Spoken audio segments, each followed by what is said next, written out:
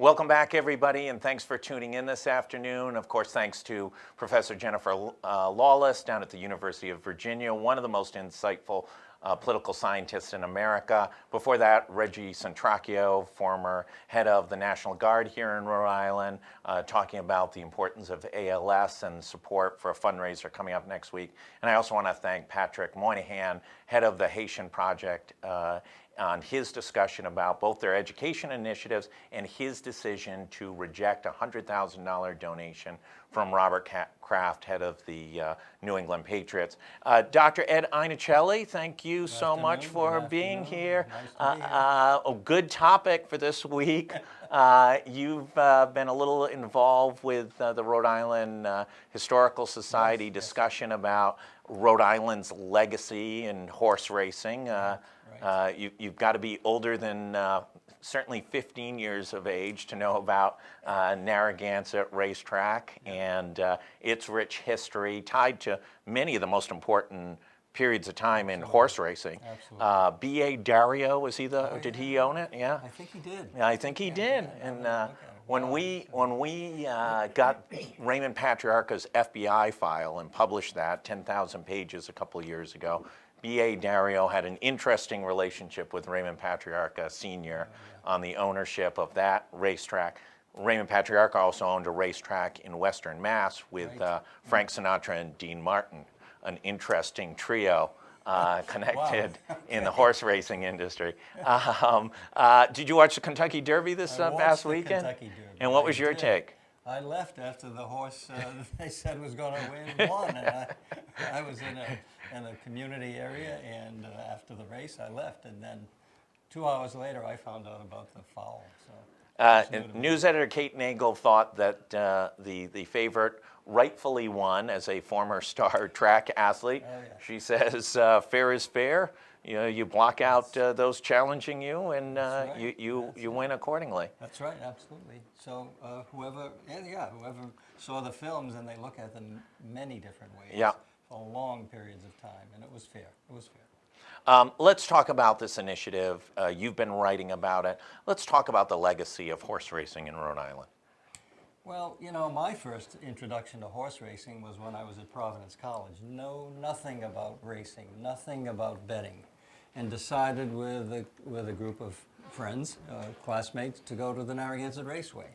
I was impressed with that place. There were thousands of people there, and when I watched the first race come around, I could not believe the emotion, and I said, "What is going on here?" And then I bet, and then I placed a $2 bet, and then I realized you got to jump up and down if you want your horse to win. But I got advice from the steward, one of the ushers, and I said, "How do you bet on a horse?" He said, "You see that exit sign? You walk through that exit sign and keep walking and never come back." I bet and lost, though. Now, I believe in the 1920s and 30s, the three most popular sports in the United States were boxing, horse racing, and baseball, in that order. Indeed. And yes, horse racing captured people's attention, whether it was Seabiscuit in the 1930s during the Depression or whatever it might have been. But horse racing, people knew the names of horses. They knew the names of jockeys. They did. When we were invited one year to the Kentucky Derby, and all I was thinking of was Whirlaway and Man of War and Secretariat, all those great names established in the lexicon, if you will, of horse racing. By the way, I have met the son of the man who wrote the book on Man of War. Wow. And he has the original book. His name is John Treat, T-R-E-A-T. His father was a Chicago Tribune reporter for years and years, and he has all that memorabilia. So it was important. The horse racing, there were two tracks here, weren't there? Yeah, Lincoln and Narragansett. Yeah, sure, and they were indeed. big horse. Yeah, they were huge. Yeah. They were huge. I believe the jockey of Seabiscuit was a jockey primarily from the Narragansett Racetrack over in East Providence. This initiative by the Historical Society is pretty impressive. It was given to them the negatives for thousands of photos from the racetrack Yes. that weren't luckily discarded, and they are quite amazing photos. They're amazing photos, and you can see some of them online if you go on the Rhode Island Historical Society website. And the Rhode Island Historical Society tries in their fundraising opportunities to look at different themes. Last year, they looked at amusement parks in Rhode Island, and that was a hit. When they got these photographs, it was easy for them to decide on this theme, Right. Josh. Very, very easy. And the whole theme, the event will be centered around horse racing. You may even see a horse there. One never knows. And it's next Thursday Yeah. at the Aldrich House. Yes, Not indeed. the Aldrich Mansion down in Warwick, the Aldrich That's right, House, the Aldrich which House. is over on Cook Street On the east side. of Yeah, Providence. it is. And this is a fundraiser, a gala, Yes, it is, yeah. fun. Do you have to dress as a jockey? You Do should have wear to... a hat. You'd look good in a hat. You should come. Look good in I one think of we're those. planning on coming to this event. Well, okay, so you need a blue jacket with whales on it or something like that. Yeah, I got to Yeah, work they'll on be that. dressed in form. Yeah, they'll Yeah. be definitely dressed. And do we expect Gronk and Tom Brady and Bill Belichick and the other drunken I'm Patriots not to privy to attend that information. to I any hope of that? so, though. I think there'll be mint juleps. Maybe we can do Excellent. something with that.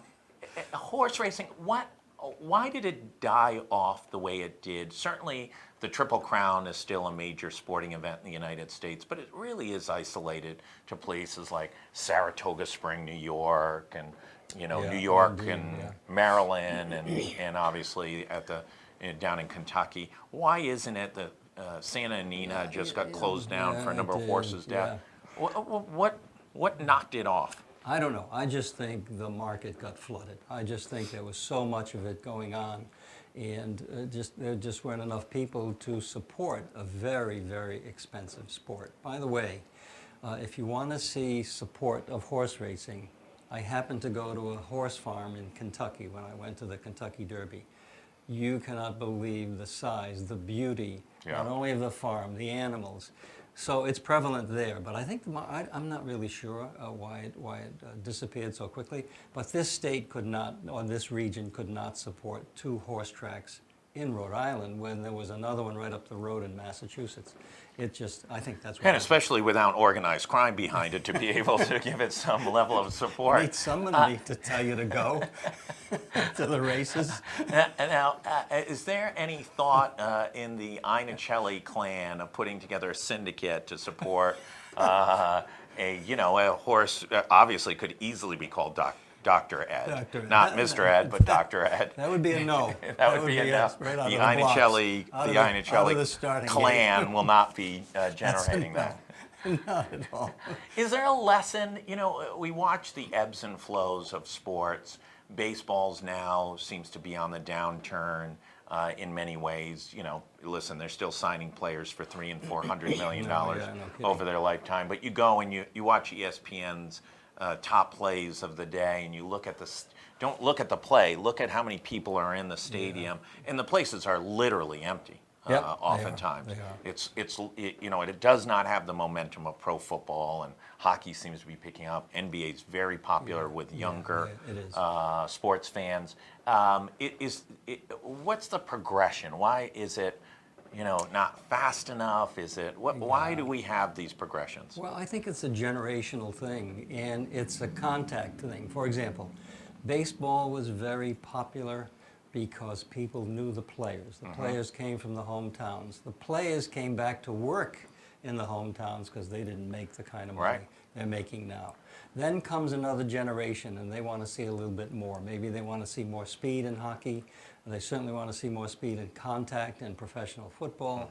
And I think it's a generational thing. Although baseball is popular and generates billions of dollars, it's slow. Throw the ball. I look at the game, throw the ball, trying to tell a pitcher. They got to throw. So it may be generational, and it ebbs and flows, as these things. We had NFL great Mark Van Egan on a couple Saw weeks him. ago. I saw him, yeah. Really fun interview with him, and he talked about the money in the game, 25, 30 years ago.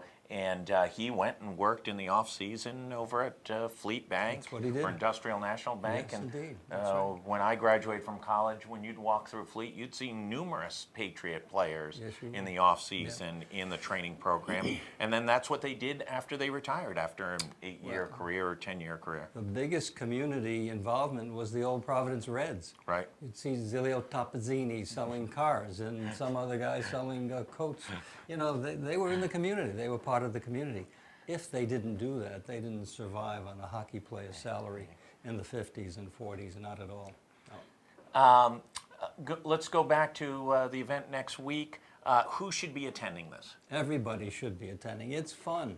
And if you have a whim, if you will, for nostalgia, Yeah. if you have a whim to have some fun and dress and see some interesting things, not only the film, but and the pictures that they have, but also other surprises, come along. Come and see the Aldrich House. It's a beautiful place. It is a beautiful Beautiful environment. place, yeah. Dr. Ed Iannuccilli It's a blast. joined us about 5 months ago. Yeah. And your columns have been tremendous.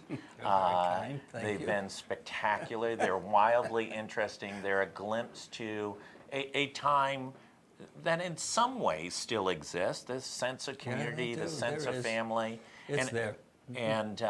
But it's in a backdrop that doesn't exist anymore, the 40s and the 50s and even the 60s. How have you enjoyed your tenure at Go Local? I love it. I'm going to get a locker here. I'm telling you, I'm going to stay here.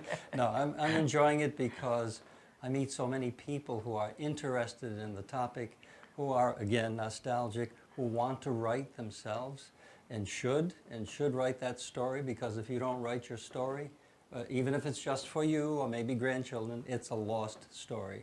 So write about those days. It was fun, and neighborhoods were great. My biggest trip when I was a kid was to come downtown to the Phase Theater. Now the kids go to Europe. Yeah, that's right, right. No. Anyway, I've enjoyed it. One of my been best great. friends, I grew up in the Mount Hope section of Providence. One of my best friends lives in California now, and he posted a piece on Facebook, I think it was yesterday or the day before, about what we did when we were about 12 years old. We would get on our bikes in the summer and literally be gone for the day. Gone for the day. When we were 14, 15, we all played basketball. We would ride our bikes up Smith Street to the North Providence courts, because yes, indeed. that had the best basketball. The PC players played there, a bunch of other notable players Yes, indeed. played It was at great. that Yep, court. yep. And the idea of a 15-year-old getting on a bike from, Mount Hope section of the east side, riding their bike up 3 miles to And gone for the day. and gone for the day. No cell phones, no child connection. abuse today. Yeah, they'd be calling DCYF type of thing. Yeah, same for me. Same for me. So The place was safe. The neighborhood was safe. My father left his car door open with the keys in the ignition. I mean, it's just the way it was. It's different. Things change. things change. It's okay. Dr. Ed Iannuccilli, thanks so thank much. you so much. If you've Thank got a you all. chance on Thursday of next week, you want to be You'll at love the it. Aldrich House celebrating with the Rhode Island Historical Society, Dr. Ed Iannuccilli. I think Josh Fenton is going to be there, and it's an opportunity to support the history and the legacy of Rhode Island. He'll wear a hat. Got to wear a hat, got to wear a cool hat. Thanks everybody for tuning in Thank today. Appreciate all our guests, from Mr. Moynihan down in Haiti for Skyping in, General Reginald Intracchio, of course Professor Jennifer Lawless, and Dr. Ed Iannuccilli. We are over and out. We'll be back tomorrow. Stay tuned on Go Local Live for more coverage of everything from the State House to Haiti. Thanks so much for Thank tuning in. you.